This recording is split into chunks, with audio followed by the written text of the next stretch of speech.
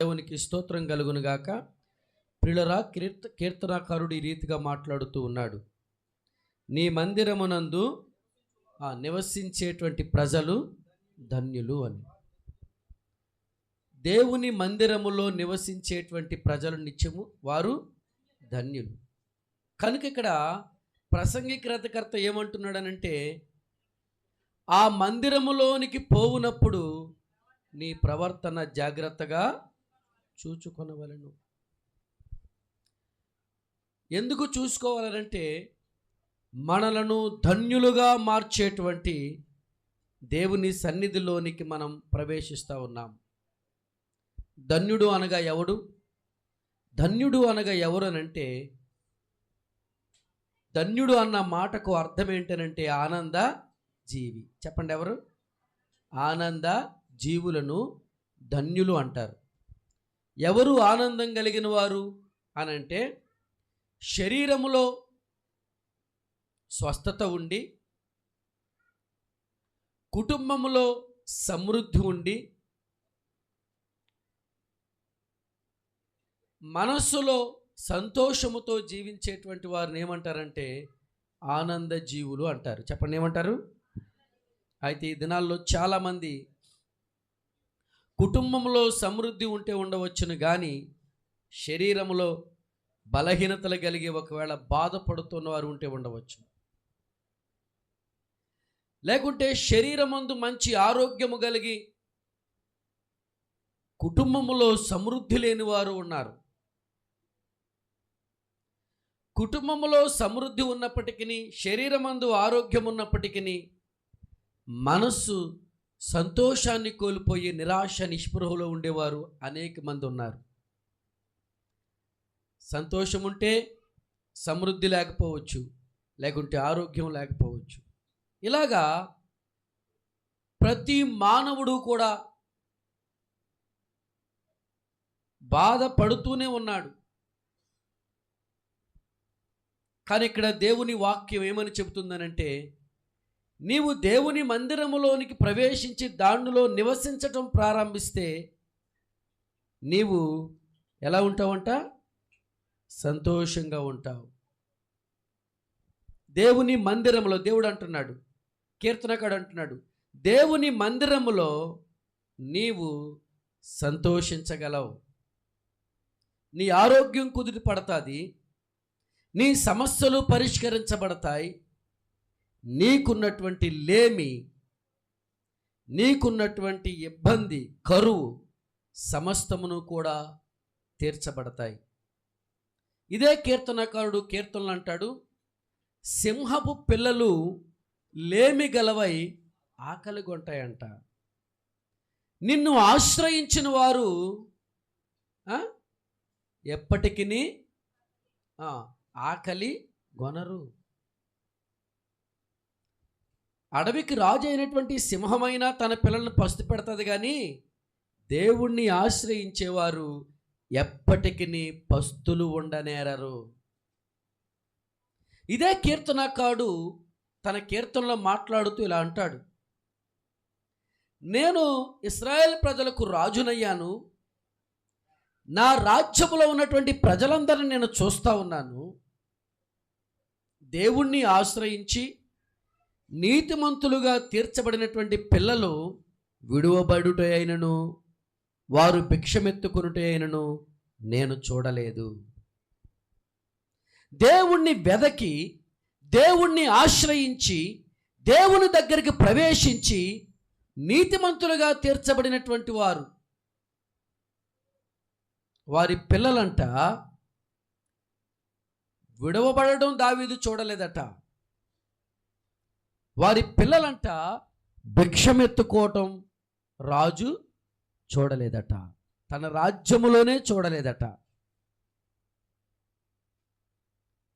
అందుకనే కీర్తనకారుడు అంటున్నాడు, నీ మందిరమునందు నివసించు జనులు, నివసించేటువంటి ప్రజలు ధన్యులుగా ఉంటారు, ఆనంద జీవులుగా ఉంటారు. ఎందుకనంటే దేవుడు వారిని విడిచిపెట్టడు. ప్రియులరా, మనము దేవుని యొక్క మందిరమును కోరుకునే వారంగా ఉండాలి. ఆ మందిరములోనికి మనం ప్రవేశించే వారంగా ఉండాలి. దానిని మనము ఆశ్రయించే వారంగా ఉండాలి. ఫర్ ఎగ్జాంపుల్, శరీరములో రోగం వచ్చినటువంటి వ్యక్తుల్ని ఒకసారి మనం చూద్దాం. ఆ వ్యక్తులు వారి శరీరంలో పుట్టినటువంటి బలహీనతను బట్టు, రోగమును బట్టు, వారు ఆ రోగముతోనూ ఆ బలహీనతతోనూ ఇంటిలోనే ఉంటే ఎప్పటికిని వారు, చెప్పండి, ఎప్పటికిని వారు కోలుకుంటారా? బలహీనత నుంచి విడిపించబడతారా? ఎక్కడికి వెళ్ళాలి? చెప్పండి, ఎక్కడికి వెళ్ళాలి? డాక్టర్ దగ్గరికి వెళ్ళాలి. డాక్టర్ అంటాడు 2-3 రోజులు ఇక్కడ ఉంచాలి. ఎందుకు ఉంచాలి? ఆ 2-3 రోజుల్లో రక్తములో ఉన్న దోషం కావచ్చు, అవయవాల్లో కలిగినటువంటి మలినం కావచ్చు, దానంతటినీ కూడా ఆ శరీరంలో నుంచి అది నిర్మూలించబడడానికి తగినటువంటి ఔషధాలను, మందులను డాక్టరు సమయమనక అసమయమనక ఇస్తూ ఉంటాడు. క్రమం తప్పకుండా ఇస్తూ ఉంటాడు. అలా క్రమం తప్పకుండా ఇస్తున్నటువంటి ఆ మెడిసిన్, ఆ ఔషధం ఏదైతే ఉందో, ఆ మందు ఏదైతే ఉందో, ఆ శరీరంలో ఉన్నటువంటి ఆ బలహీనతను తీసివేస్తుంది. ఎప్పుడైతే ఆ బలహీనత బయటికి వెళ్ళిపోతుందో అప్పుడు ఆ బలహీనత వలన కలిగినటువంటి, లేకుంటే ఆ రోగం వలన కలిగినటువంటి బలహీనత ఏదైతే ఉందో, నిస్సత్తువ ఏదైతే ఉందో, అది ఆ శరీరమును విడిచిపోతుంది. ఆ మనిషి అంతకంతకు బలాన్ని పొందుకుంటూ అతడు ఆరోగ్యవంతుడిగా ఎలాగైతే మార్చబడతాడో, అలాగుననే మన మనసుకు పట్టినటువంటి రోగం కావచ్చు, శరీరాన్ని ఏలుబడి చేస్తున్నటువంటి రోగం కావచ్చు, అది మనల్ని విడిచిపోతేనే కానీ మనము ఆనందజీవులంగా ఉండలేము. మనసుకు పట్టిన రోగము నుండి, శరీరానికి పట్టినటువంటి రోగము నుండి విడిపించగలిగినటువంటి దేవుని మందిరములోనికి మనం ప్రవేశించాలి. ఎందుకనంటే ఈ మానవ అవయవ నిర్మాణకుడు దేవుడే.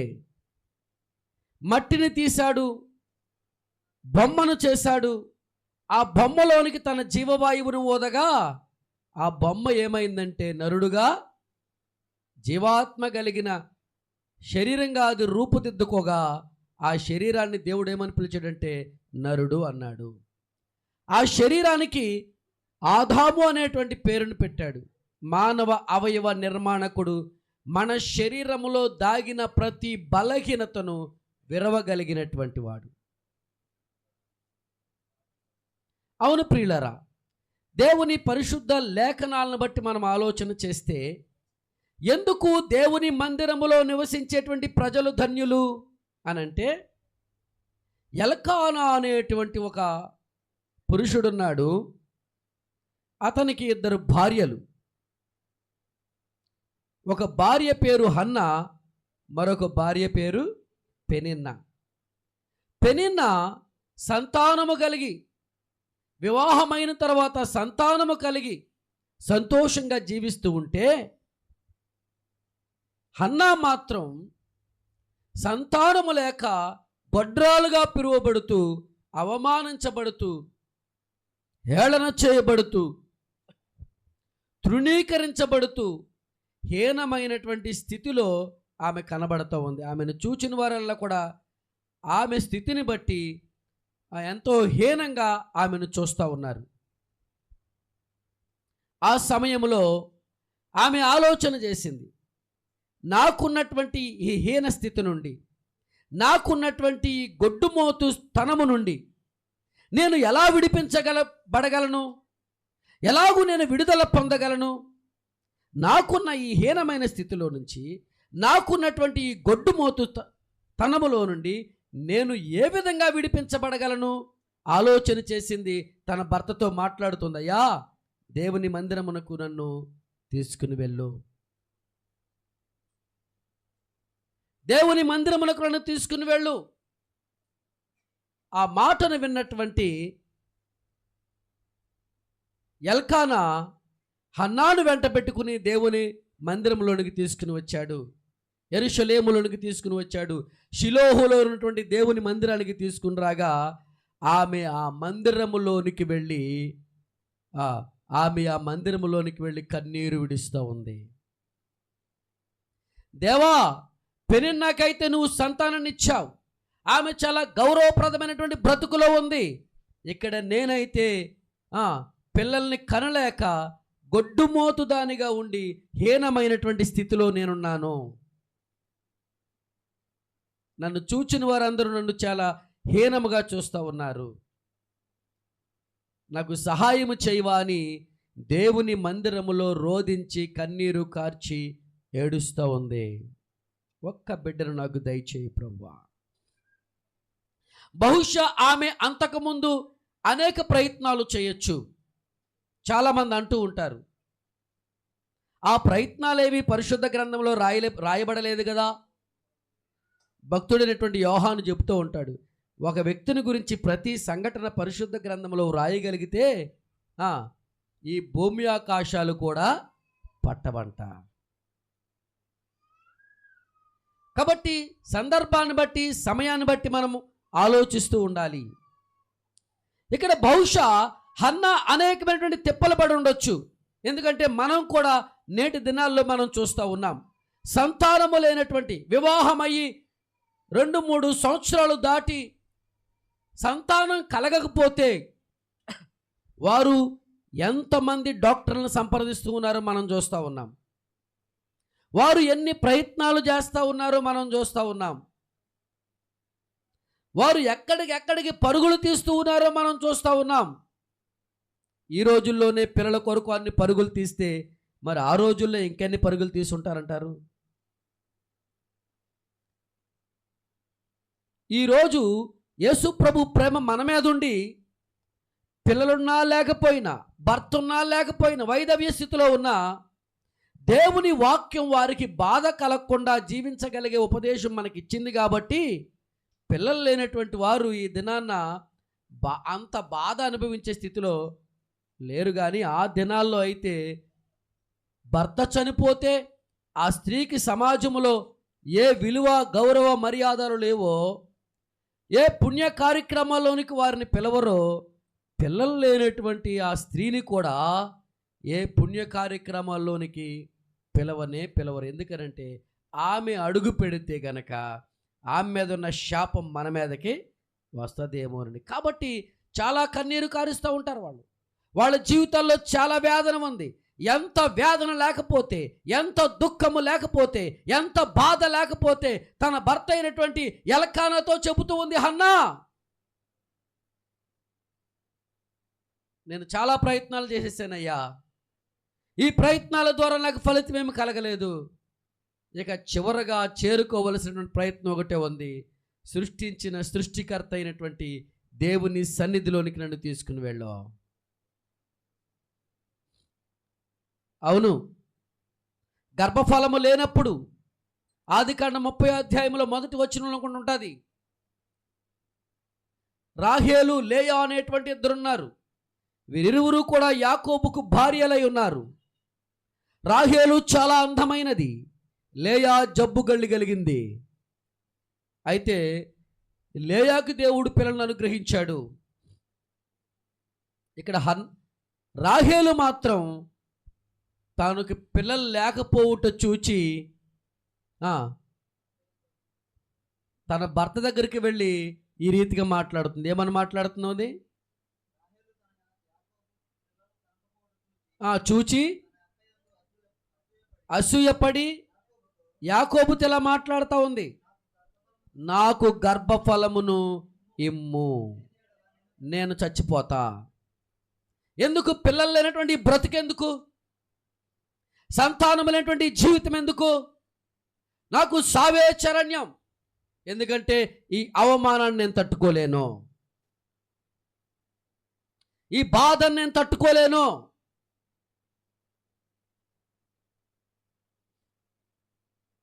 పిల్లలు లేకపోవడం చూసి, ఎందుకంటే ఇరుగు పొరుగు అందరూ వచ్చి అడుగుతూ ఉంటారు, ఏమా ఇంకా పిల్లలు కలగలేదా? ఆ మాట అంటున్నప్పుడల్లా వారి హృదయ వేదన.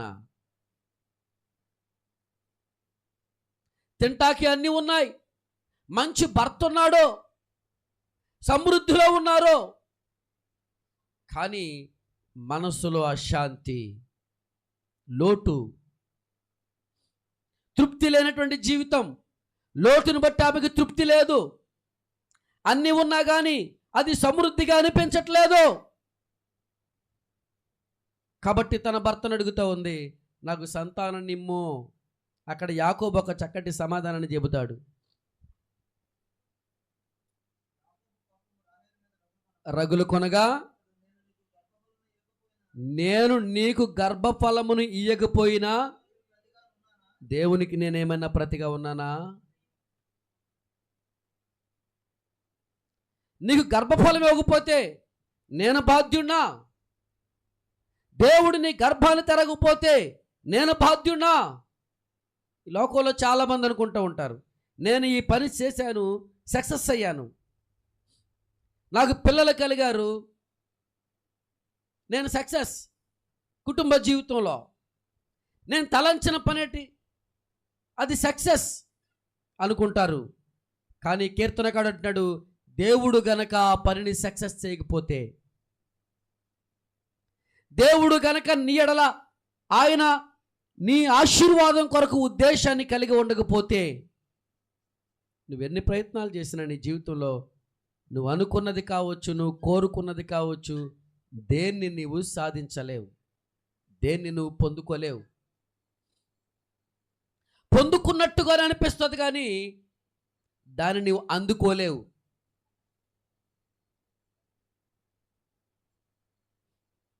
అవును ప్రియులారా, యాకోబు అయితే చాలా ధైర్యంగా చెప్పాడు, దేవుడు నీకు పిల్లల్ని ఇవ్వకపోతే నేనేం చేస్తాను. ఇక్కడ హన్నా అయితే వేడుకుంటుంది, షిలోహులో ఉన్నటువంటి మందిరానికి నన్ను తీసుకుని వెళ్ళు. ఎక్కడ తీసుకెళ్ళాలి? గడి చెప్పండి, ఎక్కడ తీసుకెళ్ళాలి? ఎందుకనంటే నా సమస్యకు పరిష్కారం మందిరములోనే. మనకు తెలుసు, మందిరంలోకి వచ్చింది, ఆమె ప్రార్థన చేసింది,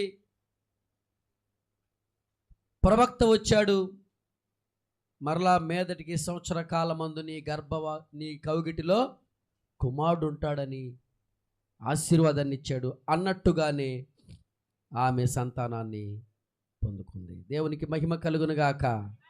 ఆమె మందిరములోనికి వచ్చి గర్భఫలము అనేటువంటి సమృద్ధితో నింపబడిందై తన ఇంటికి వెళ్ళింది. ఆమె మరలా మందిరంలోకి వచ్చి దేవుని స్తుతించింది. ఏంట్రా స్తుతి అని అంటే, ఈ కుమారుడు దేవుని మహిమ కొరకే, నిత్యము ఈ కుమారుని బట్టి దేవునికే మహిమ కలగాలి, దేవుడు ఘనపరచబడాలి. ఆ కుమారుని తీసుకొచ్చి మందిరంలో అప్పగించింది. అది ఆ రీతిగా ఆమె ప్రతిదినము కూడా దేవుని మందిరములో దేవునికి స్తుతి కలిగినట్లుగా క్రియను చేసింది. నీ మందిరమునందు నివసించువారు ధన్యులు. దేవునికి స్తోత్రం. వారు నిత్యము నిన్ను స్తుతించెదరు. ప్రియులారా, యాకోబు అనేటువంటి ఒక వ్యక్తి మనకున్న పరిశుద్ధ గ్రంథంలో మనకు కనిపిస్తూ ఉన్నాడు. ఈ యాకోబు ఇస్సాకు యొక్క కుమారుడు. ఇస్సాకునకు ఇద్దరు కుమారులు, ఒక ఆయన పేరు యాకోబు, మరొక ఆయన పేరు యాషావు. ఈ యాకోబు ఆశీర్వాదం కొరకు గర్భములో ఉండే పెనుగులాట కలిగినటువంటి వాడు ఈ యాకోబు. గర్భములోనే పెనుగులాట ఉంది. వాస్తవానికి ఈడు గర్భంలో చిన్నవాడు. తను ముందు బయటకు వచ్చి జ్యేష్ఠుడు అనేటువంటి ఆశీర్వాదాన్ని కొట్టేయాలని లోపలే పెనుగులాట కలిగినటువంటి వాడు. తను ముందు రావడానికి ప్రయత్నం చేస్తూ ఉన్నాడు. అయితే పెద్దవాడైనటువంటి యాషావు ముందు బయటకు వచ్చేస్తూ ఉంటే అతన్ని వెనక్కి లాగేయడానికి అతను మణం పట్టుకుని లాగుతున్నాడు, పెనుగులాట. అయినా పెద్దోడు భూలోకానికి ముందు వచ్చాడు. ఆ వెనకే మడం విడిచి ఎప్పుడొకప్పుడు ఈ జ్యేష్ఠత్వం నేను కొట్టేస్తానన్నట్టుగానే వెనక వచ్చేసాడు. పెరిగాడు, పెద్దవాడవుతున్నాడు, తల్లి చాటు బిడ్డగా ఇంట్లో ఉంటూ ఉన్నాడు. ప్రియులరా, ఇతని యొక్క ఆలోచన ఏంటంటే నేను ఆశీర్వదించబడాలి, నేను దీవించబడాలి. ఒకానొక దినమందు పెద్దవాడు తనకున్నటువంటి లక్షణం ఏంటనంటే వేటకు వెళ్ళి వచ్చేటువంటి జీవితం అవుతుంది. యథావిధిగా పెద్దవాడు అడవిలోనికి వేటకు వెళ్ళాడు. ఆ దినం అతనికి ఏం పడలేదు, చాలా ఆకలితో తిరిగి వస్తూ ఉన్నాడు. చిన్నవాడు ఇక్కడ వంట చేసుకుంటున్నాడు, ఇంటికాడ ఉండి కలగూర వంటకం, ఎర్రని వంటకాన్ని చేస్తూ ఉన్నాడు. రంగు చూడగానే ఆశ కలిగింది పెద్దవాడికి. రే నాయనా, తింటానికి ఇస్తావా కొంచెం? నీ జ్యేష్ఠత్వ హక్కు నాకు ఇచ్చేస్తానంటే నేను నీ ఆకలిని తీరుస్తాను. ఒకడు ఆశీర్వాదం కొరకు ప్రాకులాడుతూ ఉంటే మరొకడు తనకున్నటువంటి ఆశీర్వాదాన్ని తనకున్నటువంటి బలహీనతలు బట్టి పోగొట్టుకుంటున్నాడు. ఆకలి కొరకు, ఒక్క పూట ఆహారం కొరకు ఏం చేశాడంటే, సరే నువ్వే పెద్దోడివిక, నా ముందు నా ఆకలిని తీర్చు. తర్వాత తల్లి మాట ప్రకారం ఒంటి మీద మేక చర్మములను కప్పుకుని తన తండ్రి దగ్గరికి వెళ్ళి ఆశీర్వాదాల్ని పొందుకోవడం కొరకు తన తండ్రితో మాట్లాడుతున్నాడు. నాయనా, నీ కుమారుని యాషావు నేను వచ్చాను, నీ కొరకు వంటను సిద్ధం చేసుకుని తిని నన్ను ఆశీర్వదించవా? పెద్ద కుమారుడు అనుకుని ఇస్సాకు తెచ్చిన ఆహారాన్ని తిన్నాడు. ఆకలి తీరింది ఇస్సాకుది, మంద దృష్టి కలిగినటువంటి వాడు. అక్కడికి అనుమానమే, స్వరం చూస్తే యాకోబులాగా ఉంది. నువ్వు నిజంగా యాషావేనా? ముమ్మాటికి నేను యాషావునే నాయనా, ఒకసారి దగ్గరికి రా నాయనా, నేను ముద్దు పెట్టుకోవాలనుకుంటున్నాను. వాస్తవానికి ముద్దు పెట్టుకోవాలనేది యాకోబు ఉద్దేశం కాదు, యాషావు ఉద్దేశం కాదు. అసలు అతని ఒంటి మీద రోమములు ఉన్నాయా లేదా? ఎందుకనంటే యాషావు రోమములు కలిగినటువంటి వాడు, ఎర్రని వాడు, ఒళ్ళంతా రోమాలను కలిగినటువంటి వాడు. దగ్గరికి వెళ్ళాడు, ముద్దు పెట్టుకుంటున్నాడు. ముద్దు పెట్టుకుంటూ మెడ శరీరాన్ని తడుముతూ ఉంటే ఎక్కడ చూసినా రోమాలే. కన్ఫర్మ్ చేసుకున్నాడు ఇతను పెద్ద కుమారుడు అనుకుని ఆశీర్వాదాలన్నీ ఇచ్చేశాడు. అన్నయ్య వచ్చాడు, తండ్రి దగ్గరికి వెళ్ళాడు. నాయనా, ఇంతకుముందే ఆశీర్వాదాలన్నీ ఇచ్చేసిన నా దగ్గర ఆశీర్వాదాలు ఇంకేమీ లేవు, ఇక నా నోట శాపాలు తప్ప నా దగ్గర ఒక్క ఆశీర్వాదము కూడా లేదు. ఉగ్రుడైపోయాడు. తల్లి ఎరిగింది, యాషావు ఉగ్రుడైపోయాడు, ఖచ్చితంగా యాకోబుని కొట్టి చంపేస్తాడేమోనని యాకోబుని పిలిచి, నాయన ఇక్కడి నుంచి నువ్వు అర్జెంటుగా నువ్వు పద్దనరాముకు వెళ్ళిపోతున్నాడు యాకోబు. వెళ్ళిపోతూ నది యువతలకు వచ్చాడు. నది దగ్గరికి చేరుకున్నాడు. ఆ నది కాడ ఒక రాయిని తలగడగా చేసుకుని నిద్రపోయాడు. ఆ రాత్రి దేవుని దర్శనాన్ని అతడు పొందుకున్నాడు. ఉదయాన్నే లేచాడు, ఆ రాయిని అక్కడ నిలబెట్టాడు. ఇది పరలోకపు దేవుని మందిరమే కానీ వేరొకటి కాదు, ఇది పరలోకపు గవిని అని దానికి దేవుని మందిరం అని పేరు పెట్టి నేను వెళుతున్నాను, తిరిగి వచ్చి మరలా ఇక్కడ నేను ఒక మందిరాన్ని కడతానని చెప్పి అక్కడ ఆ రాగిని నిలబెట్టి నూనెను పోసి ప్రతిష్ఠించి తిరిగి వెళ్ళిపోయాడు. మామ మందకు 14 సంవత్సరాలు అతడు పద్దనరాములో జీవించాడు తన మామ దగ్గర. మరొక 7 సంవత్సరాలు జీవించాడు. 21 సంవత్సరం అక్కడ జీవించి ఇద్దరు భార్యల్ని కలిగిన వాడై, సంతానాన్ని కలిగిన వాడై, గొర్రె మేకల మందలను కలిగిన వాడై, దాసదాస్యుల్ని కలిగిన వాడై తిరిగి వస్తా ఉన్నాడు. మరలా అదే ఎబ్బోకు రేవికాడికి వచ్చాడు. మరలా అన్న చంపేస్తానని భయముతో వాళ్ళందరినీ పంపించేసి అక్కడ ఒక్కడే మిగిలిపోయాడు. ఆ రాత్రి మిగిలిపోయాడు. అక్కడ ఆయనకి ఒక నరుడు ప్రత్యక్షమయ్యాడు. నరుడుగానే ప్రత్యక్షమయ్యాడు. యాకోబు పోరాటాలు చేస్తూ ఉన్నాడు. అక్కడ పోరాటం జరుగుతూ ఉంది. తెల్లవారు కావస్తూ ఉంది.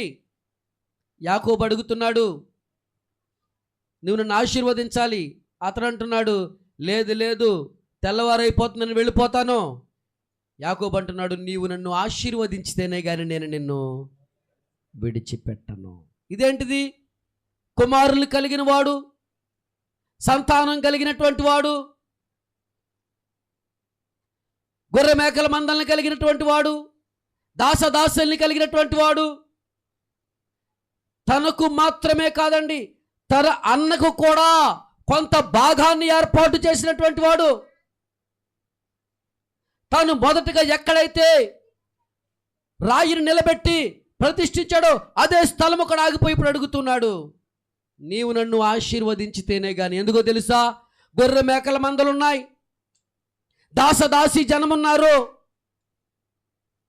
వెండి బంగారాలున్నాయి, సంతానం ఉంది, కానీ మనస్సులో అశాంతి, నెమ్మది లేదు, సంతోషము లేదు. ఏంట్రా మనసులో అశాంతి అని అంటే, నా అన్న చేత నేను చంపబడతానేమో, ఇంత సంపాదించి ఇంత బ్రతికి ఉండి నేను చచ్చిపోతే పరిస్థితి ఏంటి? మరణ భయం అతను వెంటాడుతూ ఉంది. మనస్సులో నెమ్మది లేనివాడుగా ఉన్నాడు. కాబట్టి ఇప్పుడు అడుగుతున్నాడు, అయ్యా ఇన్ని ఉన్నా నేను బ్రతికి ఉండాలి కదా, నేను సజీవుడిగా ఉండాలి కదా. నేను సజీవుడిగా ఉండాలంటే నీవు నన్ను ఆశీర్వదించాలి. నీవు నన్ను ఆశీర్వదించకపోతే ఎవరిలో నుంచి నేను కనికిరాన్ని పొందుకోలేను, ఎవరి నుంచి నేను దయను పొందుకోలేను, నా అన్న దృష్టిలో నేను మంచివాడుగా ఉండలేను. నీవు నన్ను ఆశీర్వదించాలి. ఆ రాత్రి అక్కడ పెనుగులాడుతూ ఉన్నాడు. ఇప్పటి వరకు నాకున్నటువంటి ఈ గొర్రె మేకల మందలను బట్టి, భార్యలను బట్టి, పిల్లలను బట్టి, నాకున్న దాసదాసీలను బట్టి, అయ్యా వీటన్నిటి బట్టి నాకు తృప్తి లేదు, నా మనసులో నెమ్మది లేదు. నీవు నన్ను ఆశీర్వదించాలి. ఎక్కడైతే దేవుని ప్రత్యక్షతను పొందుకున్నాడో, ఎక్కడైతే దేవుని సన్నిధిని అనుభవిస్తూ ఉన్నాడో అక్కడ పెనుగులాడుతూ ఉన్నాడో, అక్కడ పెనుగులాడుతూ ఉన్నాడో, నీవు నన్ను ఆశీర్వదించు, నీవు నన్ను ఆశీర్వదించు. ఏ స్థలంలో అయితే దేవుడు అతనికి ప్రత్యక్షమయ్యాడో ఆ స్థలంలో అతడు పెనుగులాడుతూ ఉన్నాడు, నీవు నన్ను ఆశీర్వదించు. సూర్యోదయమైనప్పుడు దేవుడు ఆయన ఆశీర్వదించాడు. నీ పేరు ఇక యాకోబు అనబడదు. నీ పేరేం పేరు చెప్పండి? నీ పేరేం పేరు? నీ పేరు ఇశ్రాయేలు. ఇక నువ్వు యాకోబు కానే కాదు.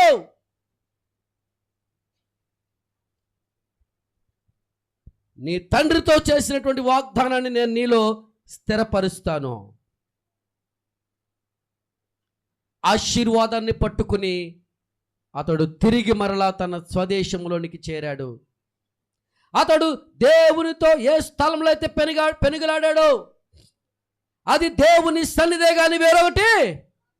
అవును ప్రియులరా, అక్కడ నుండి అతడు సమృద్ధి కలిగిన వాడై, నిజ ఆశీర్వాదం కలిగిన వాడై తిరిగి తన ఇంటికి చేరుకుంటూ ఉన్నాడు. పనివారు వెళ్ళారు. యాషావు ఎదురయ్యాడు. ఏవి సంగతులు? ఏడు నా తమ్ముడేడి? పిల్లలు, నీ తమ్ముడు పిల్లలయ్యా, నీ తమ్ముడు గొర్రెల మేకల మందలు, ఇదిగో ఈ మందను నీకు బహుమానంగా పంపాడు, ఈ మందను నీకు బహుమానంగా పంపాడు అని చెప్తూ ఉంటే యాషావు మనసు బహుమానం లేదు. నా తమ్ముడైన యాకోబు ఎక్కడ, నేను అతన్ని చూడాలి. ఎంత ప్రేమ పొంకొచ్చిందండి. చంపాలనుకుని ఉగ్రుడైనటువంటి వాడు ప్రేమతో పొంగి పొర్లుతూ ఉన్నాడు. ప్రేమతో పొంగి పొర్లుతూ ఉన్నాడు. అతని హృదయంలో శత్రుత్వం పోయి, అతని హృదయంలో రౌద్రం పోయి, అతని హృదయంలో కోపం పోయి ప్రేమ ఎలా వచ్చింది? నీ జీవితంలో అన్నీ కలిగి ఉన్నా ద్వేషించబడే స్థితి నీలో ఉన్నదేమో, అవమానించబడే పరిస్థితి నీలో ఉన్నదేమో, ప్రేమను అనుభవించలేని జీవితాన్ని నువ్వు కలిగి ఉన్నావేమో. నిజమే కదా, ఒక వ్యక్తి మనల్ని ప్రేమించకపోవడం, ఒక వ్యక్తి మనల్ని దూషించడం అనేది మనం ఎంతో దేవుని సన్నిధిలోకి వచ్చి ప్రార్థించినప్పటికీ ఎక్కడో చోట మనసు మనలో కలగ్గా మనం కొద్దిగా అశాంతికి లోనవుతాం కదా, అసహనానికి లోనవుతాం కదా, కొంచెం నిరాశలోనికి వెళతాం కదా. ఇప్పుడు యాకోబులో ఆ నిరాశ లేనే లేదు. ఎందుకో తెలుసా? అతడు దేవుని సన్నిధిలో అతడు పెనుగులాడాడు. ఆ పెనుగులాటలో నిజ ఆశీర్వాదాన్ని పొందుకున్నవాడై ఆ కొంచెము కూడా అశాంతి లేనివాడుగా అతడు తిరిగి తన దేశంలోనికి ప్రవేశించాడు. అవును ప్రియులరా, నీ మందిరమునందు నివసించువారు ధన్యులు. దేవుని సన్నిధిలో నీ జీవితంలో సమృద్ధి, నీవు సంతోషంగా ఉండగలగడానికి, నీవు ఆనందంగా ఉండగలగడానికి, నీవు ఆశీర్వదించబడగలగడానికి, నీవు స్వస్థత పొందుకోవడానికి దేవుని మందిరములో అది నీకు సాధ్యం. దేవుని మందిరములోనే. అందుకని ఇక్కడ భక్తుడు అంటున్నాడు, నిన్ను ఆశీర్వదించగలిగిన, నిన్ను దీవించగలిగిన ఆ దేవుని మందిరములోనికి వెళ్ళినప్పుడు నువ్వేం చేయాలంట? నీ ప్రవర్తన గట్టి చెప్పండి. ఎలా చూసుకోవాలంట? కొద్ది గట్టిగా చెప్పండి. మందిరంలోకి వచ్చినప్పుడు ప్రవర్తన ఎలా ఉండాలి? అవును ప్రియులరా, పాత నిబంధన గ్రంథములో ఆనాడు దేవుడు మందసములో నివసించేటువంటి వాడు. ఆ మందసము ఒబేదోదోము ఇంటి వద్ద ఉన్నప్పుడు ఒబేదోదోము ఇంటి వారిని దేవుడు ఎంతగానో ఆశీర్వదించాడు. ఎందుకనంటే దేవుడు అక్కడ ఉన్నాడు గనుక, వారి ప్రవర్తన సరి అయింది గనుక దేవుడు వారిని ఆశీర్వదించడం ప్రారంభించాడు. ఆ సంగతి విన్నటువంటి దావీదు, అబ్బెబ్బే, ఒబేదోదోము ఒక్కడే ఆశీర్వదించబడితే ఎలాగా? ఆ మందసము మన గ్రామంలోనికి రావాలి, అది మన ప్రజల మధ్యలో ఉండాలి, మన దేశము దీవించబడాలి. కాబట్టి కొత్త బండిని కట్టి దాని మీద మందసాన్ని ఎత్తి ఆ మందసముని ఏం చేస్తాడంటే గ్రామంలోనికి తీసుకుని వస్తూ ఉన్నాడు. ఊరి వెలుపల ఉన్నటువంటి ఆ మందసాన్ని ఊరిలోనికి తీసుకుని వస్తూ ఉన్నాడు. బండి నడుస్తూ ఉంది, ఎడ్ల బండి. చక్రం గాడిలో పడింది, మందసం ఒరిగిపోతూ ఉంది. పరిగెత్తుకుంటా వెళ్ళి ఏం చేశాడు? ఉజ్జా అనేటువంటి వ్యక్తి ఆ మందసం పడిపోకుండా అతడు దాన్ని ఆపుదామనే ఉద్దేశంతో అతడు దాన్ని అలా కాచాడు. ఏం జరిగింది ప్రియులరా? వెంటనే దేవుని యొక్క అగ్ని అతని మీదకి దిగి వచ్చి అతడు మాడి మసైపోయాడు. ఎందుకని? మందసాన్ని పట్టుకునే ఉద్దేశం మంచిదే కానీ అతని ప్రవర్తన సరిగా లేదు, అతని జీవితం సరిగా లేదు. ఈరోజు నువ్వు దేవుని మందిరంలోకి వచ్చావు, దేవుణ్ణి ఆరాధించడానికి వచ్చావు, దేవుణ్ణి స్తుతించడానికి వచ్చావు, దేవుని మందిరంలో గడిపి వెళదామని వచ్చావు. వచ్చిన ఉద్దేశం మంచిదే కానీ నీ ప్రవర్తన ఎలా ఉంది? మందిరంలో నివసించి ధన్యకరమైన జీవితాన్ని పొందుకుని తిరిగి వెళ్ళే స్థితిలో నీవు ఉన్నావా? మందిరములో ప్రవేశించిన నీవు ఒకవేళ నీ ప్రవర్తన చేత ఏ శాపము నుండి అయితే నువ్వు తప్పించుకోవాలనుకుంటున్నావో, ఏ ఉగ్రత నుండి అయితే నువ్వు అనుకుని ఆలోచించి మందిరంలోకి వచ్చావు, నీ ప్రవర్తన మార్చుకొని కారణం చేత మరలా దాన్ని తిరిగే నువ్వు పొందుకుని తిరిగి వెళ్ళే స్థితిలో నీవు ఉన్నావా? దేవుని మందిరంలో సమృద్ధి ఉంది కదా అని, దేవుని మందిరంలో స్వస్థత ఉంది కదా అని, దేవుని మందిరంలో ఆశీర్వాదం ఉంది కదా అని ఎంతో మంది ఆశీర్వదించబడ్డారు. పరిశుద్ధ గ్రంథములో ఎందరో జీవితాలు మనకు ఉదాహరణగా కనబడుతూ ఉన్నాయి. కాబట్టి నేను కూడా ఆశీర్వదించబడదామని దేవుని మందిరంలోకి వచ్చినటువంటి నీవు నీ ప్రవర్తన విషయంలో ఎలాగ ఆలోచిస్తున్నావు? నీవు ఎటువంటి ప్రవర్తన గలదానవై, ఎటువంటి ప్రవర్తన కలిగిన వాడవై నీవు దేవుని మందిరంలో ప్రవేశిస్తూ ఉన్నావు? ఎందుకు దేవుని మందిరంలో మన ప్రవర్తన సరిచూసుకోవాలి? ఎందుకు సరిచూసుకోవాలంటే దినవృత్తాంతాల గ్రంథం 2వ గ్రంథం 7వ అధ్యాయము 16వ వచనాన్ని చదువుదాం. నా పేరు ఈ మందిరమునకు నిత్యముగా ఉండునట్లుగా నేను దానిని కోరుకొని నేను దాన్ని పరిశుద్ధపరిచాను. దేవునికి స్తోత్రం కలుగును గాక. 2 చేతుల పైకి ప్రభువును చూద్దాం. హల్లెలూయా. ఆయన మందిర ఆవరణంలో కూర్చున్న వారులారా 2 చేతుల పైకెత్తి ప్రభువును స్తుతించండి. హల్లెలూయా. దేవుడు అంటున్నాడు, నేను ఈ మందిరాన్ని కోరుకున్నాను, నా పేరు దానికి నేను పెట్టాను, దానిని నేను పరిశుద్ధపరిచాను. నా దృష్టియు నా మనసును నిత్యము దాని మీద ఉందంట. దేవునికి స్తోత్రం. దేవుని మనస్సు నిత్యము దేని మీద ఉంది? ఆయన మందిరం మీద ఉంది. దేవుని మనస్సు, దేవుని చెవులు, దేవుని యొక్క హృదయము, దేవుని యొక్క కనుదృష్టి అంతా కూడా ఆ మందిరం మీద ఉంది. ఈ మందిరం మీద ఉంది. ఈ మందిరం మీద ఆయన దృష్టి ఉంది. దీన్ని ఆయన పరిశుద్ధపరిచాడు. ప్రియులారా, వరకు మనం నివసించేటువంటి ఇల్లు పైన తాటాకు, కింద మట్టి. నెమ్మదిగా ఒక మంచి భవనాల్ని మనం నిర్మించుకున్నాం. మీరు అందరూ నిర్మించుకున్నారు. పైన సీలింగులు, కింద టైల్స్, మార్బుల్స్. మీ పిల్లవాడు ఉన్నాడు, చక్కటి తెల్లటి మార్బుల్స్ టైల్స్ మీ ఇంట్లో ఉన్నాయి. 6 మంచాలు, సౌకర్యవంతమైన జీవితాలతో ఉన్నటువంటి మీరు మీ పిల్లలు గనక వెళ్ళి బురదలో ఆడుకుని అదే బురదతో పరిగెత్తుకుంటా ఇంట్లోనికి రావడానికి ప్రయత్నం చేస్తే మీరేం చేస్తారు? చెప్పండి, ఏం చేస్తారు? అలాగే రమ్మంటారా? గట్టిగా చెప్పండి, కొద్ది గట్టిగా చెప్పండి అమ్మా.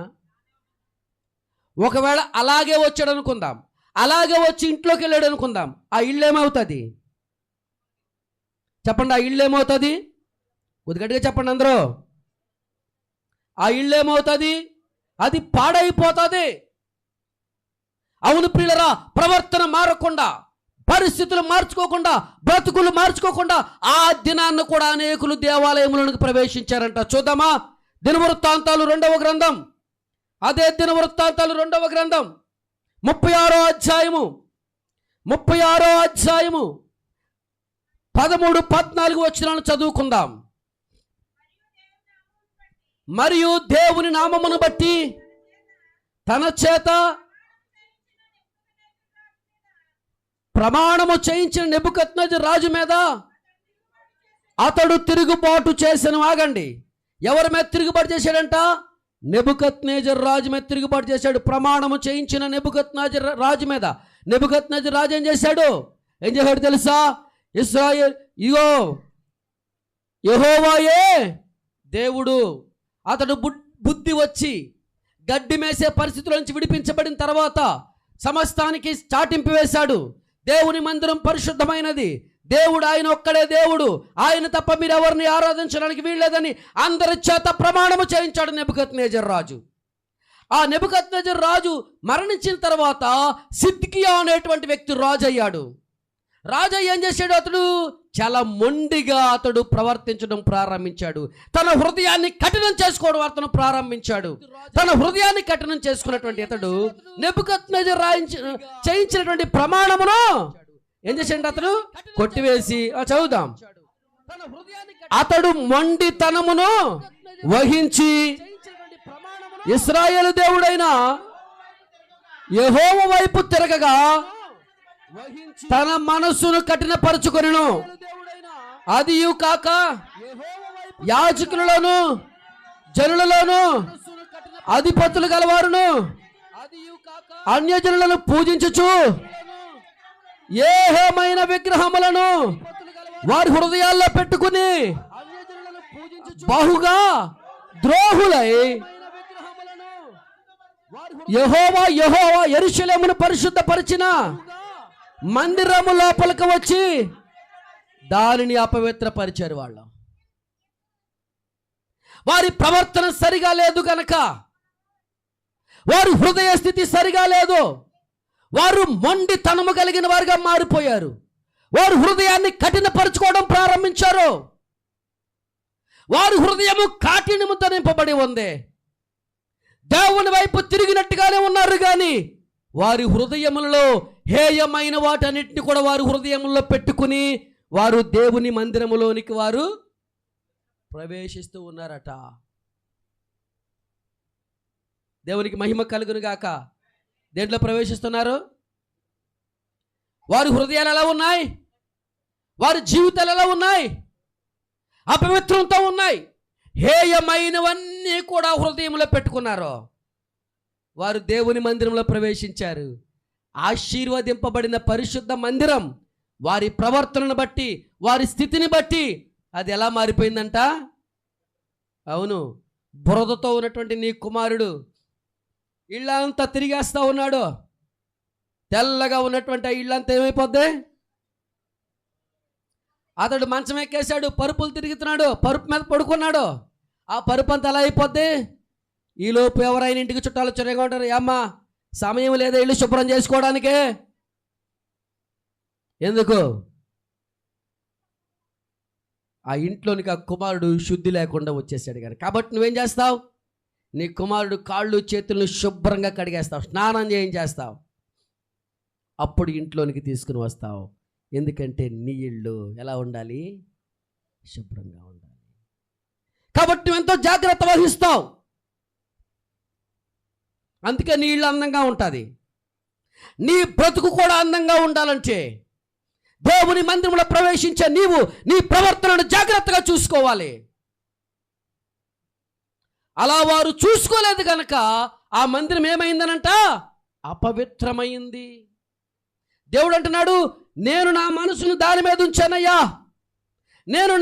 నా దృష్టి దాని మీద ఉన్నది, నేను దాన్ని పరిశుద్ధపరిచాను, నా పేరు దానికి పెట్టానని చెప్తే, అలా పెట్టినటువంటి ఆ మందిరంలోనికి ఎలా ప్రవేశించాలంట? ఆ మందిరంలో ప్రవేశించిన ప్రజలు ఏం చేయాలంట? ఏం చేయాలి? ప్రజలు ఏం చేయాలి? ప్రజలు ఏం చేయాలంటే అదే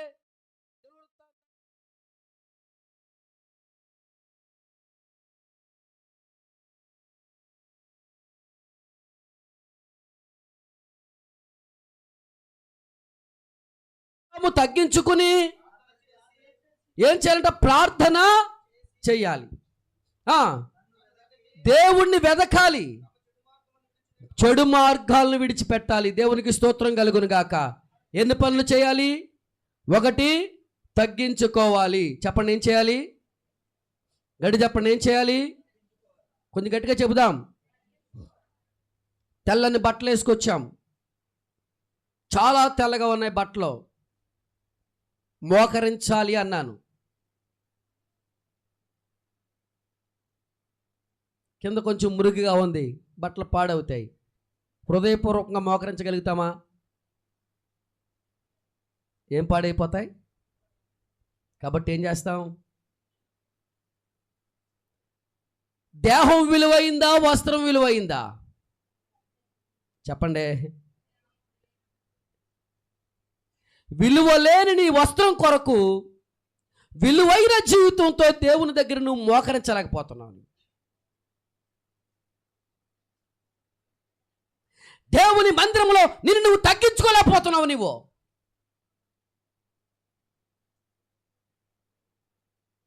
దేవుడు నీ జీవితాన్ని విలువైందిగా మార్చాలనుకుంటే, దేవుడు నీ జీవితాన్ని ఆరోగ్యవంతమైనదిగా మార్చాలనుకుంటే, దేవుడు నీ జీవితాన్ని సంతోషభరితంగా మార్చాలనుకుంటే, నిన్ను నీవు దేవుని దగ్గర తగ్గించుకోలేనటువంటి బ్రతుకు.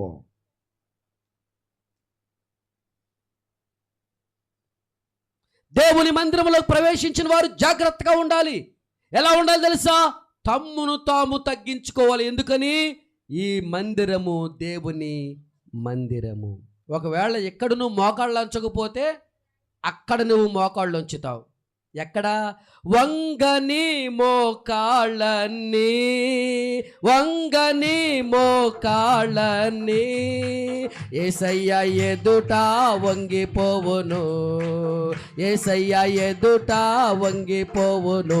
యేసు రాజుగా వస్తుచున్నాడు, భూలోకమంతా తెలుసుకుంటారు. యేసు రాజుగా వచ్చుచున్నాడు, భూలోకమంతా. పాడదాం. రవి కోటి తేజుడు రమ్యమైన దేవుడు, రవి కోటి తేజుడు రమ్యమైన దేవుడు రారాజుగా వచ్చుచున్నాడు, రారాజుగా వచ్చుచున్నాడు. యేసు రాజుగా వచ్చుచున్నాడు, భూలోకమంతా. దేవునికి స్తోత్రం కలుగును గాక.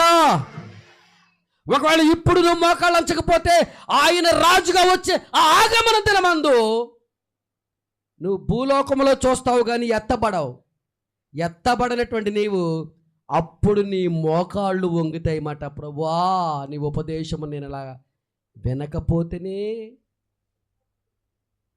నన్ను నేను ఎందుకు సరి చేసుకోలేకపోయానయ్యా, నీ మంత్రులను ఎందుకు తగ్గించుకోలేకపోయాను, నేను ఎందుకు విధేయత చూపలేకపోయాను, ఎందుకు నా ప్రవర్తన మార్చుకోలేకపోయాను నేను.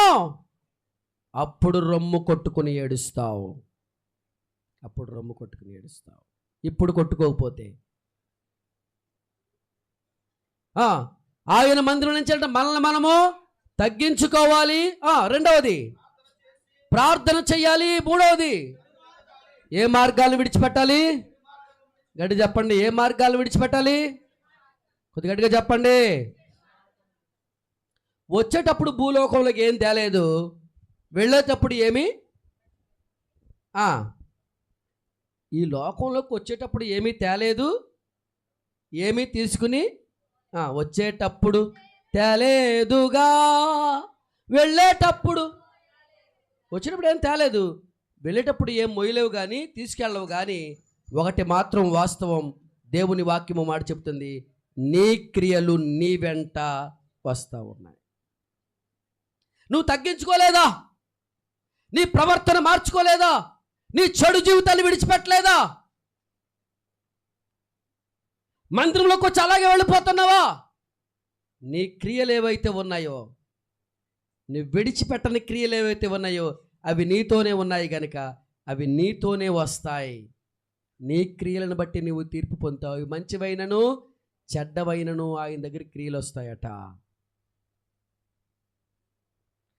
నీ బ్రతుకు ఆయన దగ్గరికి వెనకే వస్తుంది, నీ స్వభావం వస్తుంది. అందుకనే మందిరంలోకి వచ్చి నువ్వేం చేయాలంట? నిన్ను నీవు తగ్గించుకోవాలి. వారు తగ్గించుకోవాలా? సిద్కియా తగ్గించుకోలేదు. ఆ కారణాన్ని బట్టి ఏమైందంటే వారు బతుకులు అపవిత్రమే. అపవిత్రులు ప్రవేశించినటువంటి ఆ మందిరం కూడా అపవిత్రం అయిపోయింది. నీవు మాత్రమే అపవిత్రుడు కాదు సుమా. అలా మార్పు లేనటువంటి నీ జీవితంలో, తగ్గించుకోలేని జీవితంలో, అపవిత్రతను విడిచిపెట్టలేని జీవితంలో నువ్వు మందిరంలోకి అడుగుపెట్టి ఆ మందిరమును అపవిత్రపరిచే వ్యక్తివి అని ఇక్కడ వ్రాయబడింది. అందుకనే ప్రభు అంటాడు, మిమ్మును బట్టియే కదా నా నామము అన్యజనుల మధ్యలో. అవునండి, ఈ మందిరంలోకి వచ్చి నీ బ్రతుకు మార్చకపోతే బయటికి వెళ్ళక ఏం చెప్తారు? వీళ్ళు పలానా చర్చికి వెళ్తారండి, వీళ్ళ బ్రతుకులు చూసేవి ఎలాగ ఉన్నాయో, వీళ్ళ బ్రతుకులు చూసేవి ఎలాగ ఉన్నాయో. ఏది అపవిత్రపరుస్తున్నావు నువ్వు? పలానా మందిరానికి నువ్వు వెళతావు, ఆ మందిరానికి అది నువ్వు అపవిత్రపరిచేది. ఎవర్రా ఈ పని చేసింది? పలానా సంఘం వాళ్ళు. నిన్ను బట్టి ఏమవుతుంది? దేవుని మందిరానికి నిన్ను బట్టి ఘనత వస్తుందా? దేవుని మందిరానికి నిన్ను బట్టి మహిమ కలుగుతూ ఉందా? సిద్కియా, అక్కడ ఉన్నటువంటి జనులు, అక్కడున్న యాజకులు, జనులలో ప్రధానులు, రాజు మొదలుకొని అందరూ కూడా వారి బ్రతుకుల్లో మార్పు లేని వారై వారు దేవాలయములకు వస్తూ ఉన్నారట. ఎందుకు వస్తున్నాం దేవాలయంలోనికి? ఒక ఆయన మాట్లాడతాడు, యేసుప్రభువు అంటారు, మీరు ఇక్కడికి ఎందుకు వచ్చారు? కదులుచున్న రెల్లును చూడడానికి వచ్చారా? మనుష్య కుమారుని చూడడానికి వచ్చారా? ఎందుకు మనం దేవాలయంలోకి వచ్చాం? మనం దేవుణ్ణి చూడడానికా? దేవుణ్ణి చూస్తే నీ కొరకై, నీ పాపముల కొరకై ఆయన కార్చిన రక్తముతో ఆయనని ఎదుటి నిలబడున్నాడు. ఆయన శరీరం అంతా పసిపిల్ల, ఆయన శరీరం అంతా దున్నబడినటువంటి భూమి వలె ఉన్నదే. ఆయన శిరమున ముండ్ల కిరీటము గుచ్చబడి ఉన్నది. ఆయన చేతులలో గాయములు కనబడతా ఉన్నాయి, ఆయన కాళ్ళలో గాయములు కనబడతా ఉన్నాయి. ఎందుకు ఈ గాయములు?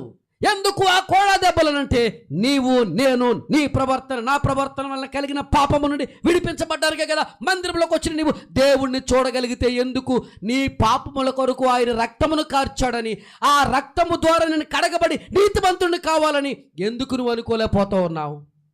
ఎందుకు నీ పాపాలను విడిచిపెట్టలేకపోతున్నావు? ఈ పాపము కొరకే కదా, ఈ స్వభావం కొరకే కదా, ఈ చెడ్డ జీవితం కొరకే కదా యేసయ్య నా కొరకు గాయపరచబడ్డాడు, యేసయ్య నా కొరకు సిలువ వేయబడ్డాడు, యేసయ్య నా కొరకు మరణించాడని ఎందుకు నీ బ్రతుకు నువ్వు మార్చుకోలేకపోతున్నావు? నీవు ఇలాంటి మార్పులని బ్రతుకుతో నువ్వు మందిరంలోకి అడుగుపెట్టి అపవిత్రుడు అయినటువంటి నీవు నీ మందిరాన్ని అపవిత్రం చేయట్లేదా? దేవుని నామము అన్యజనుల మధ్యలో దూషించబడే రీతిలో ఉండట్లేదా? పిల్లరా, దేవుని వాక్యం మనతో మాట్లాడుతూ ఉంది. దేవుని మందిరంలో సమృద్ధి ఉంది, మంచిదే. దేవుని మందిరంలో ఆశీర్వాదం ఉంది, మంచిదే. దేవుని మందిరంలో స్వస్థత ఉంది, దేవుని మందిరంలో దీవెన ఉంది. నీ బ్రతుకు మారిందా? ఆ మందిరంలోకి నువ్వు దేన్ని వెతకడానికి వస్తూ ఉన్నావు? నీవు వారు మందిరంలోకి వచ్చారట, వారు బ్రతుకులు మార్చుకోలేదు. కానీ మందిరం గురించి దేవుడు ఏమో మాట్లాడుతున్నాడు? నేను దాన్ని పవిత్రపరిచాను, పరిశుద్ధపరిచాను, నా పేరు దానికి నేను పెట్టాను, నా కనుదృష్టి నా మనస్సు దాని మీద నేను నిలిచిచూ ఉన్నదని దేవుడు మాట్లాడుతాడు. ఆయన నిన్ను చూస్తూ ఉన్నాడు చెల్లమ్మా, ఆయన నిన్ను చూస్తూ ఉన్నాడు తమ్ముడు, ప్రియమైన తల్లి తండ్రి, ఆయన నిన్ను చూస్తూ ఉన్నాడు. నీ హృదయాన్ని ఆయన చూస్తూ ఉన్నాడు, నీ అంతరంగ స్వభావాన్ని ఆయన చూస్తూ ఉన్నాడు. మందిరము వెలుపలకెళ్ళి నువ్వు బ్రతుకుని ఆయన చూస్తూ ఉన్నాడు. మందిరంలో నువ్వు ఉండి నువ్వు కూర్చున్న విధానాన్ని ఆయన చూస్తూ ఉన్నాడు. అహంకారమైనటువంటి మనసుతో ఉన్నావా? లోపడనటువంటి పరిస్థితితో ఉన్నావా? నాకంతా తెలిసినటువంటి భ్రమలో నీవు ఉన్నావా? నీకు తెలిస్తే తెలిసి ఉండవచ్చును, నీ బ్రతుకు మారిందా? యేసు ప్రభు దగ్గరికి రాకముందు ఇన్ని సంవత్సరాలు నీ జీవితంలో అయితే ఇప్పుడు నీ జీవితంలో ఎంత ఆధ్యాత్మిక ఎదుగుదల నువ్వు కలిగి ఉన్నావు, ఆధ్యాత్మిక మనోవికాసాన్ని నువ్వు కలిగి ఉన్నావు. నీవు ఎంత గ్రోత్ అయింది నీ విశ్వాసం, నీ పరిశుద్ధ జీవితం ఎంత ఎదిగింది, నీ ఆధ్యాత్మికతలో ఎంత పరిశుద్ధతలకు నువ్వు ప్రవేశించావు.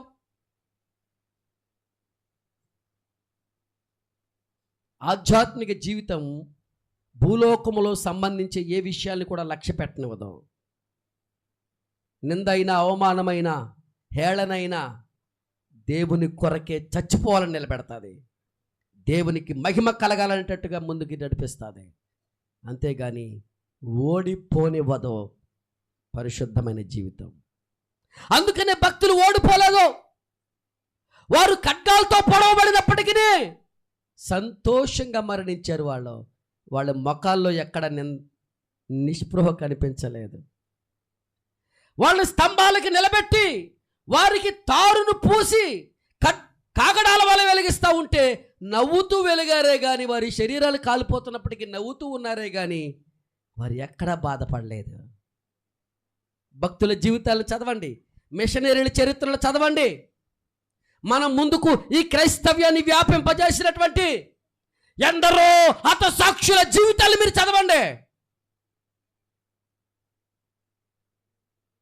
అంతకంతకు ఆధ్యాత్మిక ఎదుగుదలలో చివరికి వారి ప్రాణాలని త్యాగం చేశారు. వాళ్ళు కొద్దిపాటి నీ జీవితంలో నీ శరీరాన్ని త్యాగం చేయలేకపోతున్నావు, నీ సమయాన్ని త్యాగం చేయలేకపోతున్నావు, నిన్ను నువ్వు తగ్గించుకోలేకపోతున్నావు, నీ ఆహారాన్ని విడిచిపెట్టలేకపోతున్నావు. అపవాది ఒక ముసుగును వేస్తాడు, ఆ ముసుగే వెలుగుదూత అంటారన్నమాట. వెలుగుదూత. ఈ వెలుగుదూత స్వభావం ఏంటనంటే అంతా తెలుసు కానీ లోపడదాం. అది వెలుగుదూత ముసుగంటే. రాజ్య సంబంధులు దేవుని రాజ్యాన్ని స్వతంత్రించుకోలేరంట. ఎందుకంటే వారు వెలుగుదూత ముసుగులో ఉండిపోయారు. వాళ్ళు తెలుసు అనే భ్రమలో ఉండిపోయారు. నేను ముగింపులోకి తీసుకుని వెళ్ళబోతూ ఉన్నాను. దేవుని మందిరంలో ప్రవేశించావు నీవు, ఎలా ఉంది నీ ప్రవర్తన? దేవుని మందిరంలో ప్రవేశించడం ఏం చేయాలి? తమ్మును తాము గట్టి చెప్పండి, ఏం చేయాలి? గట్టి చెప్పండి, ఏం చేయాలి? రెండవది ప్రార్థన, మూడవది చెడు మార్గాల్ని విడిచిపెట్టాలి, నాలుగవది ఏం చేయాలి? ఒకటి తగ్గింపు, రెండవది చదువుదాం, వెదకాలి దేవుణ్ణి. దేవా వెదకాలి. ఈరోజు ఈ వాక్యం ద్వారా నాతో ఏం మాట్లాడతావు? వెదకడం అంటే కళ్ళు మూసుకుని నీ రూపాన్ని చూపించు ప్రభు అంటే యేసు ప్రభు ఆ మీద గొర్రెపిల్ల ఎక్కించుకుని చేతితో గొర్రె కర్రించుకునే ప్రత్యక్షమవుతారు. అలాగే ఆ విధంగా కాదు. ఆది అందు వాక్యం ఉండెను, వాక్యమే వాక్యములో వెదకాలి. దేవా ఈరోజు నీ వాక్యము నీ సేవకు నిలబడి మాట్లాడుతున్నాడు, నాకు నువ్వు కావాలి. నేను నీ స్వరూపంలోనికి ఏర్పడేటట్టుగా నీవు నాతో మాట్లాడు. నిలబడిన సేవకుని ద్వారా దేవా ఏం మాట్లాడతావో నీవు నాతో మాట్లాడు ప్రభు అంటూ ఆసక్తితో ఆయన మందిరానికి రావాలి. నువ్వెలా వస్తున్నావు మందిరానికి? ఇది నాకు తెలుసు అనే ఉద్దేశంతో కూర్చున్నంతకాలం దేవుడు నీతో మాట్లాడేటువంటి ఆ మాటను నువ్వు అందిపుచ్చుకోలేవు.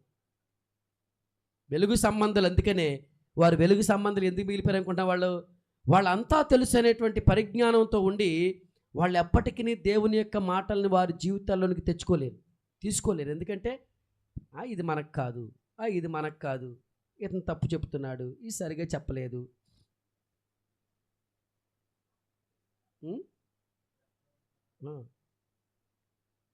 ఇక్కడ రాయబడిన మాట ఈయన ఎందుకు చెప్పాడు?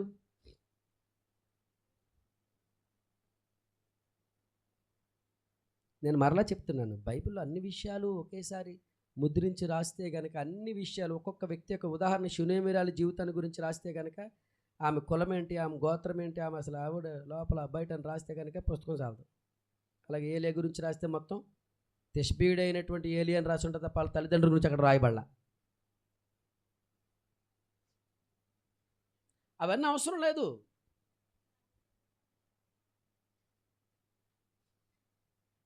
యూదుడు కాని ప్రతివాడు అన్యుడే. యూదుడు కాని ప్రతివాడు ఎవరు? ఇలా చెప్పుకుంటూ పోతే అనేక విషయాలు. ఇది నన్ను దేవుని వాక్యం మనతో మాట్లాడుతూ ఉంది. నిన్ను నువ్వు తగ్గించుకునే జీవితాన్ని కలిగి ఉండాలి. చెప్పండి, నిన్ను నువ్వు ఎంతవరకు తగ్గావు? నువ్వు తగ్గించుకున్నావా? నీలో తగ్గింపు ఉందా? తగ్గింపు ఉందని ఎప్పుడు తెలుస్తుంది? ఎప్పుడు దాని అర్థం తగ్గింపు ఉందని? దేవునికి మహిమ కలుగును గాక. హల్లెలూయా. ప్రశాంతి లేగం, పైకి లేగు. ప్రశాంతి పైకి లేగు, కూర్చో. అది తగ్గించుకోవడం అంటే ఒక వ్యక్తి తగ్గినప్పుడు ఎదుటి వ్యక్తి చెప్పే ప్రతి పనిని చేస్తాడు. దేవుడు చెప్పే ప్రతిదీ నువ్వు చేసినప్పుడే నీ జీవితం నువ్వు తగ్గించుకున్నట్టు. దేవుని వాక్య ప్రకారం నీ ప్రవర్తన ఉన్నప్పుడే నువ్వు తగ్గించుకున్నట్టు. అంతేగాని అవేవీ చేయకుండా నీకు వాక్యం ఎంత తెలిస్తే సుఖమేముంది?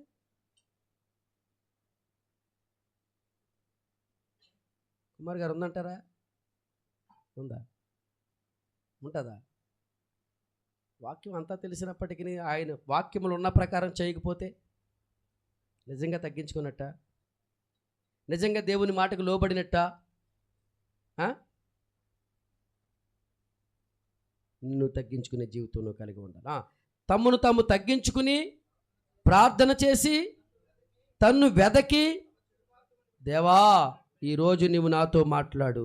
అందుకని యేసుప్రభువు వారు శిష్యులకు మాట చెప్తాడు, అయ్యా మాకు ప్రార్థన నేర్పించండి అంటే యేసుప్రభువు వారు శిష్యులకు చెప్తాడు, పరలోకమందున్న నీ నామము, నీ రాజ్యము, నీ చిత్తం పరలోకమందు భూమి యందును. దీని అంతట్లో ఏముంది? దేవుడు దేవుడు దేవుడు దేవుడు. దేవుని చిత్తం భూలోకంలో నెరవేర్చబడాలి. దేవుని రాజ్యం భూమి మీదకి రావాలి. దేవుడు క్షమించినట్టుగా మనం క్షమించాలి. ఇదే కదా ఆ ప్రార్థన అంతా నేర్పేది.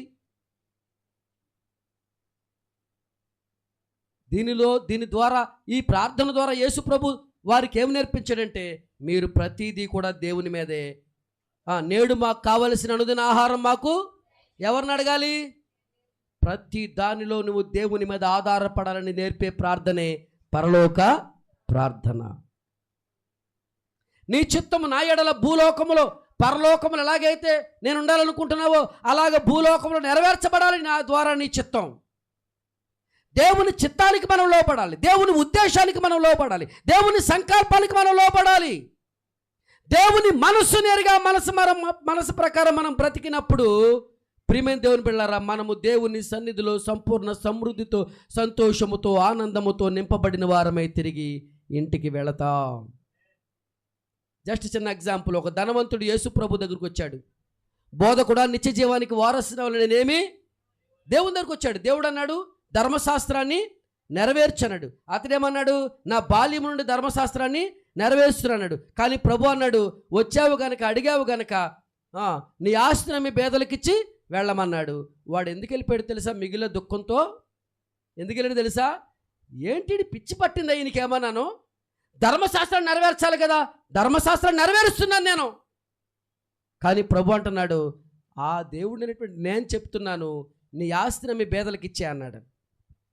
ఆస్తిని అమ్మమని ధర్మశాస్త్రం లేదు, కానీ ఆ క్షణాన్న అక్కడ దేవుడు అతనితో మాట్లాడుతున్నాడు. ధర్మశాస్త్రం ఉంది ఆస్తిని అమ్మని ఉందా? కానీ ఇక్కడ దేవుడు ఏమంటున్నాడు? ధర్మశాస్త్రం ఉన్నప్పటికీ దేవుడు ప్రవక్తల ద్వారా నీతో మాట్లాడే ప్రతి మాటకు నువ్వు లోబడాలి.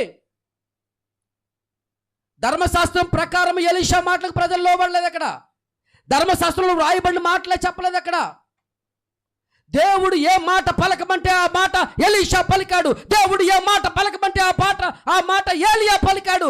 దేవుడు ఏ మాట పలకమంటే ఆ మాట సమూయేలు పలికాడు.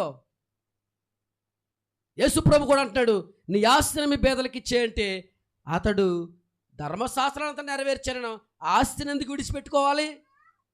దశంభాగాలు ఇస్తున్నాను, కృతజ్ఞత అర్పణిస్తున్నాను, మొక్కుబడులు చెల్లిస్తూ ఉన్నాను, కానుకలు ఇస్తూ ఉన్నాను, నా ఆస్తిని అంతా ఇచ్చేయాలా? ఇవన్నీ చేస్తాను కనుక నాకు పరలోక రాజ్యం ఉందని వెళ్ళిపోయాడు. కానీ అప్పుడు దేవుడు అతనితో మాట్లాడే మాటకు అక్కడ ఆ వ్యక్తి లోబడలేదు. కానీ జక్కయ్య అలా కాదు. జక్కయ్య కూడా ధనవంతుడే, కానీ ఎప్పుడైతే పైనుంచి కిందకి దిగి వచ్చాడో, ప్రభువా నీ ఒక్కడు ఉంటే నాకు చాలు, దీంతో నాకు పని లేదని తన ఆస్తిని పేదలకు పంచిపెట్టేశాడు. ఎవరి దగ్గర అన్యాయంగా తీసుకున్నాడో అన్యాయంగా తీసుకున్న 4 గంటలు చెల్లించేశాడు. తన దగ్గర ఒక నూలు పోగు కూడా ఉంచుకోలేదు. ఎందుకంటే ప్రభు అతనికి దొరికాడు. నీకు నిజంగా ప్రభువు దొరికితే నీ స్వభావంలో దేన్ని విడిచిపెట్టావు? నీ ఆలోచనలో మార్పు కలిగిందా? నీ ప్రవర్తనలో మార్పు కలిగిందా? ఎందుకు ఇంకా దేవునికి వ్యతిరేకమైన ప్రవర్తన చేత నువ్వు జీవిస్తూ ఉన్నావు? ఎందుకు ఇంకా దేవునికి వ్యతిరేకమైన ఆలోచన ద్వారా నువ్వు జీవిస్తూ ఉన్నావు? ఎందుకు ఇంకా దేవునికి వ్యతిరేకమైన తలంపు ద్వారా నువ్వు బ్రతుకుతూ ఉన్నావు? ఎందుకు నీ జీవితంలో విడిచిపెట్టలేకపోతున్నావు నీ స్వభావాన్ని? భక్తి చేస్తే చాలు అనుకోవడం కాదు. నిన్ను బట్టి దేవుని మందిరం అపవిత్రపరచబడుతూ ఉన్నది. మార్పు లేని నీ బ్రతుకు ద్వారా మందిరంలో అడుగుపెట్టి దేవునికి అవమానాన్ని కలిగిస్తున్నావు, కానీ ఏ మాత్రం కూడా నువ్వు సంతోషాన్ని కలిగించలేకపోతూ ఉన్నావు. ఆ కాలంలో ప్రజలు ఎలా చెప్పుకుంటారంట చూద్దాం. చూడండి, మీకా గ్రంథం 4వ అధ్యాయం 2వ వచనం చదువుదాం. మీకా గ్రంథం 4వ అధ్యాయం 2వ వచనం త్వరగా చదవాలి. మనం ముగింపులోకి ప్రవేశించబోతా ఉన్నాం. ఆ కాలమున అన్యజనులు అనేకులు వచ్చి సియోనులో నుండి ధర్మశాస్త్రమును, యెరూషలేములో నుండి యెహోవా వాక్కు బయలు వెళ్ళెను. యాకోబు దేవుని మందిరమునకు, యెహోవా పర్వతమునకు మనం వెళదాము రండి. ఆయన తన మార్గములను విషయమై మనకు బోధించును, మనము ఆయన త్రోవలలో నడుచుకొందుమని వారితో చెప్పుకుందురు అట. దేవునికి స్తోత్రం. దేవుని మందిరంలోకి వచ్చే ప్రజలు ఆ దినాల్లో అన్ని జనులందరూ ఎలా చెప్పుకుంటారంట? ఏమని చెప్పుకుంటారు? దేవుని ధర్మశాస్త్రం మందిరంలో ఉందయ్యా, దేవుడు మందిరంలో మాట్లాడుతూ ఉన్నాడయ్యా, ఆయన వాక్కు దేవుని మందిరంలో బయలుపరచబడుతూ ఉంది కనుక మనము దేవుని మందిరానికి వెళదాం. వాళ్ళు మన బ్రతుకులు ఎలా మార్చుకోవాలో, దేవునికి అనుకూలంగా ఎలా జీవించాలో వారు ఉపదేశిస్తారు. అప్పుడు ఆ దేవునికి అనుకూలంగా మనం బ్రతుకుదామని చెప్పుకుంటారంట. వాళ్ళు చెప్పుకుని మందిరంలోకి వస్తున్నారట. నువ్వెలా వస్తున్నావు మందిరంలోనికి? మందిరంలోకి వచ్చి నువ్వు ఎలా తిరిగి వెళుతున్నావు? నీవు దేవుడు నాతో మాట్లాడుతూ ఉన్నాడు, నా బ్రతుకు మార్చుకుంటాను. దేవుడు నాతో మాట్లాడుతున్నాడు, నా స్వభావాన్ని మార్చుకుంటాను. ఈరోజు దేవుడు నాతో మాట్లాడినట్టుగా నేను వేడుకుని నా బ్రతుకును మార్చుకోవడానికి ఏం మాట్లాడతాడని హృదయ స్థితితో నువ్వు దేవుని మందిరానికి వచ్చావా? అందుకనే దేవుని మందిరంలో సమృద్ధిని పొందుకోలేకపోతున్నావు. దేవుని నామానికి అవమానం కలిగిస్తా ఉన్నావు. దేవుని మందిరములో సమృద్ధి ఉంది, సంతోషం ఉంది. అవును, దేవుడి గురించి రాయబడిన మాట. దేవుడు అంటాడు, నా యందు బుద్ధి జ్ఞానములు సర్వ సంపదలు గుప్తమై ఉన్నాయి. దేవునికి స్తోత్రం. చెప్పండి, దేవుళ్ళు ఏమున్నాయి? బుద్ధి జ్ఞానము సర్వ సంపదలు ఆయనలోనే ఉన్నాయి. నీకు కావలసింది బుద్ధి, నీకు కావలసింది జ్ఞానం, నీకు కావలసింది సంపద. చదువుకునే పిల్లలైతే జ్ఞానం, మంచి ఉద్యోగం చేసుకునేటువంటి తెలివైనటువంటి జీవితం. కష్టపడే వ్యక్తి అయితే నీ రెక్కల కష్టార్జితం చిల్లు చంచులో వేసిన ధనము వలె ఉండకుండా సమృద్ధి అన్నీ కూడా ఎవరిలో ఉన్నాయంటే దేవునిలోనే గుప్తమై ఉన్నాయి. ఆయన అంటున్నాడు, ఈ మందిరానికి నా పేరు పెట్టాను.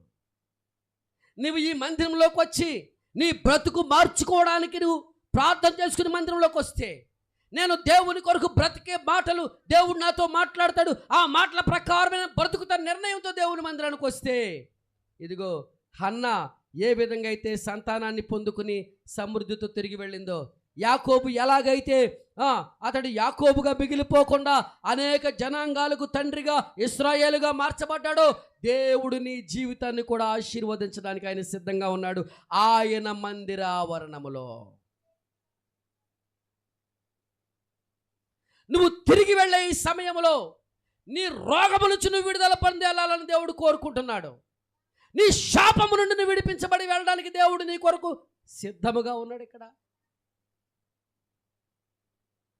నీ మానసిక ఒత్తిడి నుంచి నుండి విడిపించి, నువ్వు ఏడవబడుతున్న దీర్ఘకాల రోగముల నుంచి నుండి విడిపించి, సంపూర్ణ ఆరోగ్యం కలిగిన వ్యక్తిగా, ఆశీర్వాదం కలిగిన వ్యక్తిగా ఈ మందిరములో నుంచి దేవుడు నిన్ను పంపాలని ఆయన ఎదురు చూస్తే, ఆ ఆశీర్వాదాన్ని పొందుకునేడానికి నువ్వు మందిరంలోకి వచ్చేటప్పుడు నీ ప్రవర్తనను జాగ్రత్తగా చూసుకుని వచ్చి, నా బ్రతుకు మార్చుకుంటాను యేసయ్య, నా ప్రవర్తన మార్చుకుంటాను యేసయ్య నువ్వు వేడుకుంటే, ఇక్కడ అంటున్నాడు చూడండి, ఇదే 2వ దినవృత్తాంతాలు 7వ అధ్యాయంలోకి ఒకసారి వెళదాం.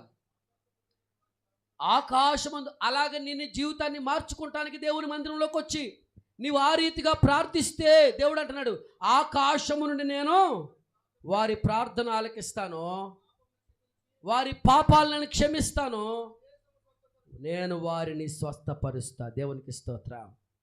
వారి పొలమునకు పట్టినటువంటి ఆ పంటకు పట్టినటువంటి చీడ నుండి విడిపిస్తా, వారి పశువులకు ఉన్నటువంటి రోగములను తప్పిస్తా, వారి శరీరాలకు ఉన్నటువంటి రోగముల నుంచి విడిపిస్తా, వారిని నేను ఆశీర్వదిస్తానని దేవుడు మాట్లాడుతూ ఉన్నాడు. ఆయన మందిరంలోకి ప్రవేశించినటువంటి మనం ఆయన మందిరంలో మనల్ని మనం తగ్గించుకుంటే, నువ్వు తగ్గాలి. దేవునికి స్తోత్రం. చెప్పండి, నువ్వు తగ్గాలి. ఎంతవరకు తగ్గాలి?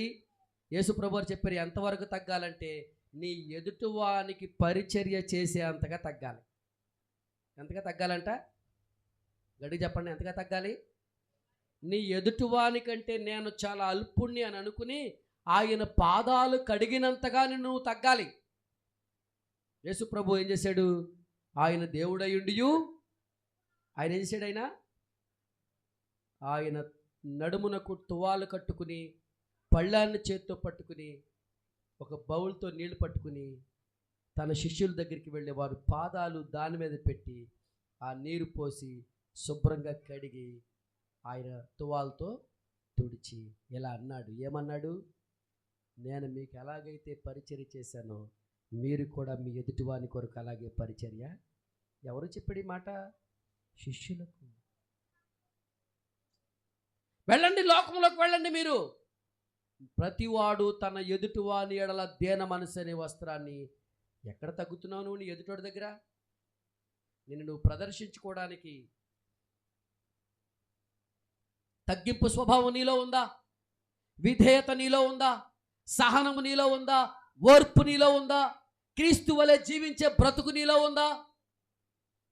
ఆ బ్రతుకు లేకుండా నువ్వు మందిరానికి వచ్చి ఒట్టిని వెళ్ళిపోవడంలో ఉపయోగం ఏముంది? దేవుడు చేతిలో ధనఘనతలు ఉన్నాయి, ఆయన దగ్గర బుద్ధి జ్ఞానములు ఉన్నాయి, ఆయన దగ్గర సర్వ సంపదలు ఉన్నాయి.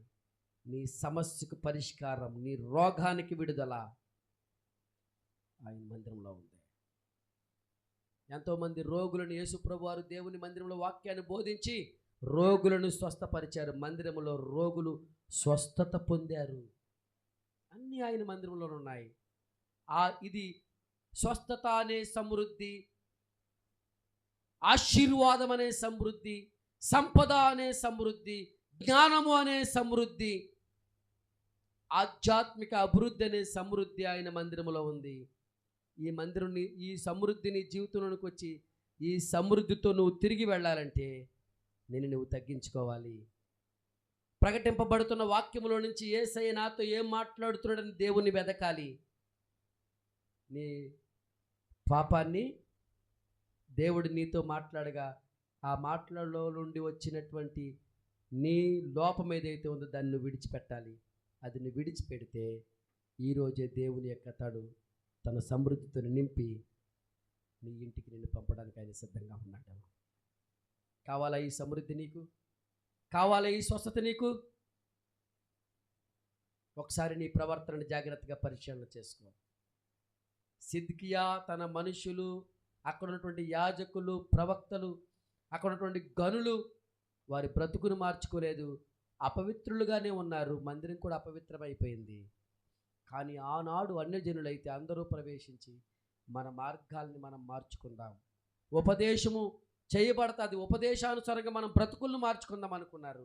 అలా బ్రతుకులు మార్చుకున్న వాళ్ళు ఎందరో ఆయన మందిరములో నుండి ఆశీర్వదించబడిన వారై తిరిగి లోకములోనికి ఆయన సాక్షులుగా వెళ్ళిపోయారు. నీవు కూడా ఈ లోకములో ఆయన సాక్షిగా వాడబడ్డానికి ఇదే మిక్కిలి అనుకూల సమయం, ఇదే మంచి సమయం. నీ లోపాన్ని ప్రభు దగ్గర సరి చేసుకుంటావా? అయ్యో, ఎంతకాలము నేను గర్వంతో ఉన్నానయ్యా, అహంకారంతో ఉన్నాను, ఈ బోధలో నుండి నువ్వు నాతో మాట్లాడుతున్నావనే ఆలోచన లేకుండా ఉన్నాను, నా ప్రవర్తనను మార్చుకుంటాను. నీ వాక్యముతో ఈరోజు నాతో నువ్వు మాట్లాడావు, నీవు నాకు కావాలి, నేను నా పాపాలను విడిచిపెడుతున్నాను అని నువ్వు ప్రార్థించగలుగుతావా? దేవుడిని ఆశీర్వదించడానికి సిద్ధంగా ఉన్నాడు. Let us pray.